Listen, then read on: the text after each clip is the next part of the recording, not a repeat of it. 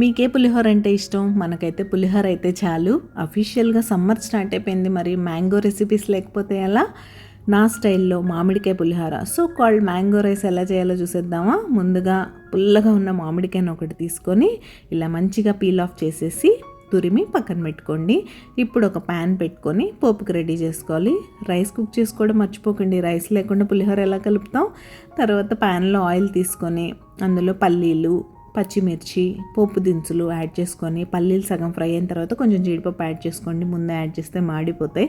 ఆ తర్వాత మనం మంచిగా తురిమి పెట్టుకున్న మామిడికాయను కూడా యాడ్ చేసుకొని కొంచెం ఫ్రై చేసుకున్న తర్వాత పసుపు, రుచికి సరిపడా ఉప్పు యాడ్ చేసుకొని మామిడికాయ నుంచి ఆయిల్ సపరేట్ అయ్యే వరకు, పచ్చి వాసన పోయే వరకు ఫ్రై చేసుకోండి. ఇంపార్టెంట్ ఇంగ్రీడియంట్ నా దగ్గర లేదు, మీరు మాత్రం కంపల్సరీ వేసుకోండి. అదే కరివేపాకు.